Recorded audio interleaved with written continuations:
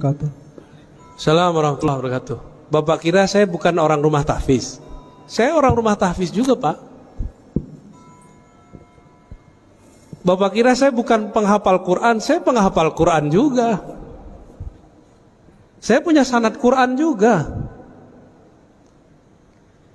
Tapi baginda Nabi mengabarkan nanti di akhir zaman akan muncul khawarij yatluna ayatillah rotba. Mereka kalau baca ayat itu rapi. Kita nggak paham maksudnya apa. Ternyata di akhir zaman menjamur rumah-rumah tahfiz. Disitulah masuk khawarij. Saya nggak menyalahkan rumah tahfiz, tapi saya menyalahkan kalau rumah tahfiznya kemasukan. Paham?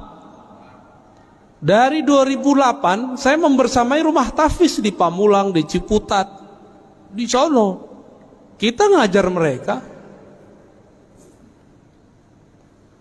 Bahkan saya sampai sekarang masih ngulang-ngulang hafalan saya lah, ya. Masih. Nggak ada stigma negatif. Stigma negatif itu kalau rumah tahfiz sudah kemasukan, dan itu kejadian, Pak. Jamaah kita udah ngurus masjid sekian tahun. Ada anak tetangga ditaruh di rumah tahfiz. Rumah tahfiz namanya kayak sahabat gitu. Ya.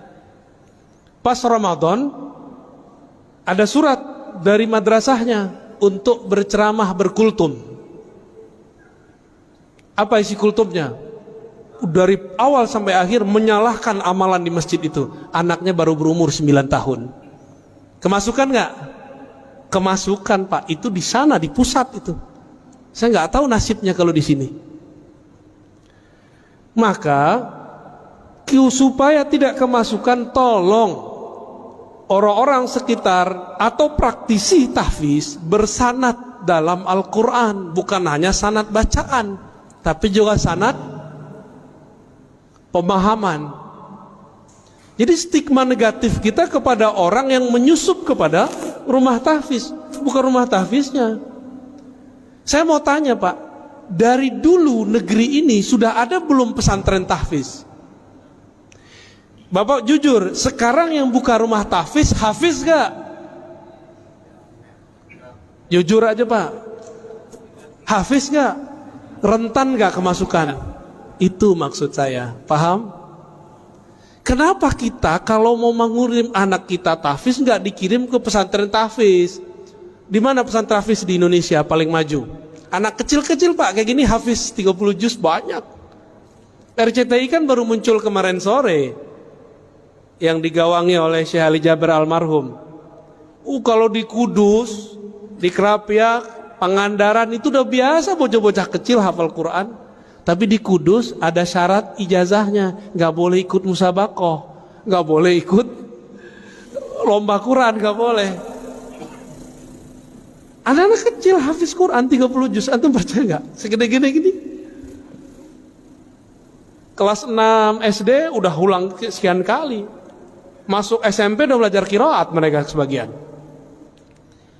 Kita ini giliran politik, ustadz nggak boleh ngomong politik. Giliran kimia, kedokteran, ustadz nggak boleh ngomong. Nah, giliran antum nggak ahli Quran, punya rumah, pengen beramal, nggak percaya sama ustadz, udah buat aja rumah tahfiz. Gaji aja ustadz. Kita ini siapa bisa gaji-gaji orang? Emang kita bisa menjamin Quran yang kita sebar itu sahih?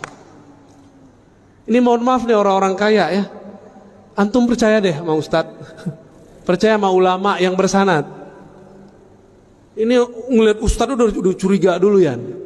Akhirnya rumah tahfiz nggak dilepas-lepas. Buat pesantren bangunannya doang. Banyak, Pak, saya udah jalan. Orang kaya bingung mau beramal, dia buatlah pesantren, judulnya tapi gurunya gak ada. Dimintalah seorang ustadz ngajar 3 bulan kabur. Ganti lagi ustadz setahun, bubar semua. Dia kira pesantren itu kalau ada bangunan, terus tengahnya ada masjid berkubah, terus ada kaligrafi. Dia mengira pesantren itu begitu. Pesantren bukan itu, Pak. Pesantren itu guru, murid, kiai, santri, ngaji, baru ada bangunan. Kalau orang sok beragama, Dia buat bangunan dulu, dia kira bisa bikin pesantren. Paham? Yang ngerti pesantren siapa? Ulama. Yang ngerti buat jalan, buat bangunan siapa? Insinyur. Maka kami nggak urus Pak itu. Kita ini sering membatas-batasi ustadz, tapi kita kemudian ngambil wilayah dia. Ya. Jadi kalau nggak pakar-pakar amat, lu serahin ke pakarnya. Rentan sekali. Dan Bapak percaya atau tidak, salah satu guru saya didatangi salah satu gerakan rahasia di dunia, saya nggak usah sebut, dan mereka mengatakan apa, disampaikan ke kita waktu itu. Ini Bapak percaya atau tidak, ini bukan stigma negatif. Rumah-rumah tahfiz, mahat-mahat tahfiz yang tidak jelas sanadnya itu proyeknya kami. Itu mereka yang ngomong tahun lalu, untuk mengadu ulama-ulama yang ada di pesantren-pesantren dengan orang yang juga berkopiah, ngafal Quran, tapi isi dalam kolbunya tidak ada Quran. Dia cuma ngapal. Ini mohon maaf Pak, kita ini kan termakan. Kalau makof itu kok ahli Quran. Ahli Quran itu ada yang pakarnya hafalan, ada yang pakarnya tafsir, ada ahli Quran pakarnya di hadis, ada ahli Quran pakarnya di fikih, ada ahli Quran pakarnya di tasawuf. Itu semua ahli Quran. Bukan yang cuma tamatan Quran Pak, hafal tahfiz, enggak. Apakah bisa mengamalkan Quran tanpa ilmu fikih? Apakah bisa mengamalkan Al-Quran tanpa ilmu akidah? Kan enggak bisa.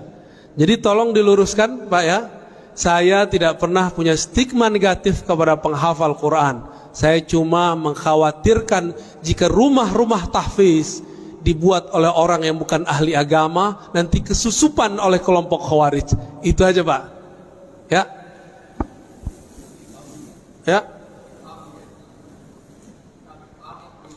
Oh, Bapak udah paham? Oke. Berarti Bapak sudah tahu titik-titik gelapnya di mana ya? Ya.